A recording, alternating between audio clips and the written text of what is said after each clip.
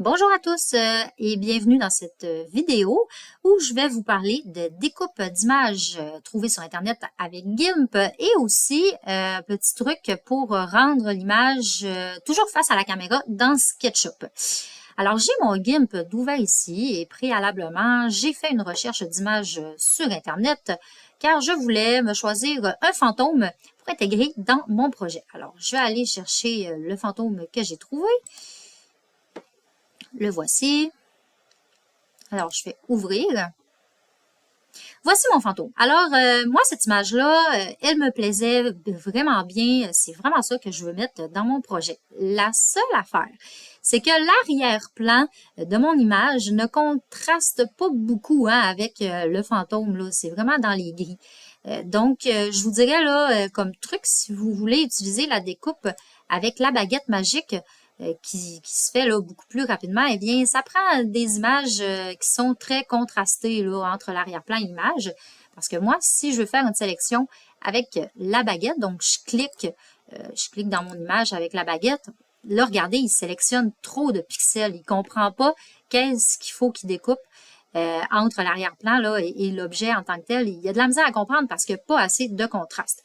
Si je m'en vais là, ici dans les options de seuil, j'essaie là d'augmenter la sensibilité des pixels à sélectionner ou de la diminuer, mais il comprend jamais que c'est le fantôme qu'il faut qu'il sélectionne. Donc, dans mon cas, la baguette magique ne peut pas fonctionner. C'est peut-être votre cas aussi. Alors, à ce moment-là, eh bien, nous devons sélectionner notre image de façon manuelle. Alors, je vais faire un CTRL Z ici.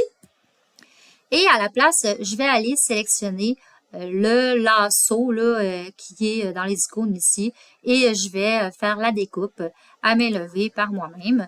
Donc, je vais effectuer un zoom en gardant le contrôle enfoncé et en m'approchant et je vais cliquer tout autour. Donc, c'est vraiment de clic en clic qu'on trace là, notre sélection finalement. Donc, je clique, j'effectue des clics là, autour de mon objet à découper. Je dois bouger dans l'image là, avec les réglettes dans le bas également. Et j'y vais comme ceci. Vous pouvez là, écouter là, la section du vidéo en accéléré ou vous rendre un petit peu plus loin. Là. Je vais y aller assez grossièrement pour ma sélection de fantômes.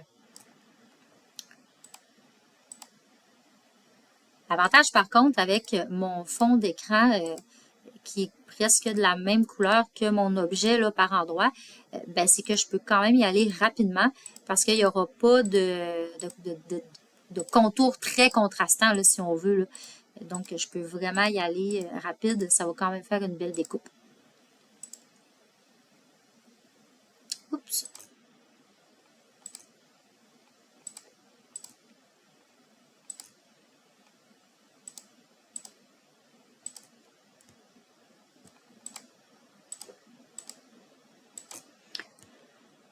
Voilà, donc ça me satisfait. Là, ici, j'ai comme fait une petite erreur. Là, j'ai un petit bout de drap que j'ai comme omis de découper.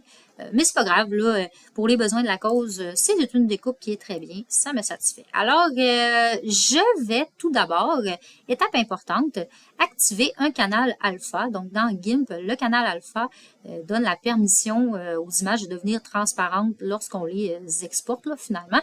Donc, dans la boîte de dialogue là, qui est à gauche ici, là, on voit là l'image qui est en tout petit. Alors, je vais faire un clic droit sur mon image qui est en tout petit ici. Et je vais sélectionner cette option-là, ajouter un canal alpha. Donc, je clique là-dessus. Voilà qui est fait. Assurez-vous que votre canal alpha n'est pas verrouillé. Donc là, le mien, il n'est pas dérouillé. S'il est dérouillé, ben l'espèce de petit symbole de jeu d'échecs, là, finalement, va être comme sélectionné. Donc, si c'est le cas, là, déverrouillez-le, sinon ça ne fonctionnera pas. Donc, tout est bien beau pour ça. Je vais voir ce que ça fait si j'appuie sur la touche supprime de mon clavier. Alors, comme vous pouvez le constater, bien évidemment, c'est mon fantôme qui est sélectionné. Donc, si je supprime la sélection, le fantôme disparaît. C'est pas ça que je veux. Je veux que ce soit l'arrière-plan qui disparaisse. Alors, pour faire disparaître l'arrière-plan, je vais aller dans mes options qui sont en haut à gauche ici et je vais aller sous l'option sélection. Je vais inverser la sélection.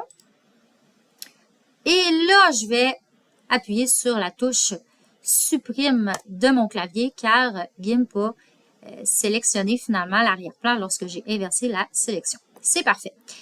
Dernière chose que je vais faire, je vais aller sous l'onglet Images et pour manipuler mon image plus facilement, je vais rogner selon le contenu. Donc ça veut dire que GIMP va me recadrer mon image selon mon fantôme là, finalement. Alors, je clique là-dessus et voyez-vous, mon image se rogne très bien là, automatiquement.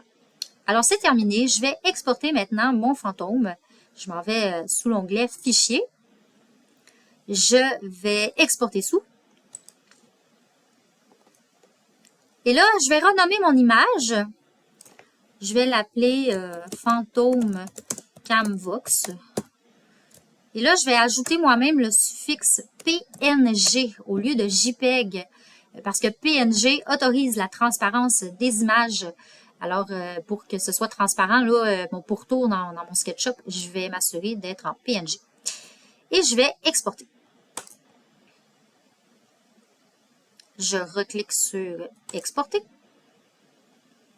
Et je n'ai plus besoin de ça ici. Je peux abandonner les modifications. J'ai terminé. C'est bien parfait. Maintenant, j'ai mon projet de Camvox qui est ouvert ici. Et je vais intégrer mon fantôme au projet. Alors, je m'en vais sous l'onglet Fichier. Je sélectionne Importer. Et là, ben, dans mon arborescence, je suis déjà au bon endroit. Alors, je vais sélectionner mon fantôme qui a été bien découpé ici. Et là, je fais attention, hein, je sélectionne vraiment l'importation en tant qu'image, pas comme texture ou ni photo adaptée, c'est vraiment en tant qu'image que je veux l'importer. Alors, j'appuie sur Importation. Donc, je vais cliquer ici pour ma part, pour l'instant, pour positionner mon fantôme. Je vais le mettre à cette échelle. Et je vais effectuer une rotation à la verticale pour le mettre debout, là, finalement. Je laisse ça comme ça pour l'instant. Je ne fais pas d'autres rotations avec mon fantôme parce que je veux activer l'option de mettre mon fantôme toujours face à la caméra. Comme ça ne paraîtra pas que c'est une image en 2 dimensions finalement. On va donner l'illusion que notre fantôme est toujours en train de nous regarder. Alors, je vais sortir de ma commande. J'appuie sur la flèche. Je vais sélectionner mon image. Je vais effectuer un clic droit sur l'image et je vais l'éclater comme ceci. Je peux laisser ça comme ça. Je laisse la sélection comme ça. Je refais un clic droit et je vais créer un composant. Je vais l'appeler Fantôme Camvox. C'est le fantôme de Camvox. Et là, regardez ici, sous alignement, c'est écrit alignement ici, vous avez des options. Alors, vous avez l'option à cocher ici, toujours face à la caméra. C'est ce que je veux. Je veux que mon fantôme soit toujours face à la caméra. Alors, je coche ici.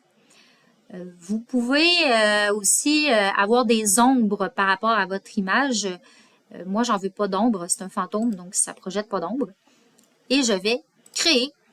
Donc, voilà ce que ça fait.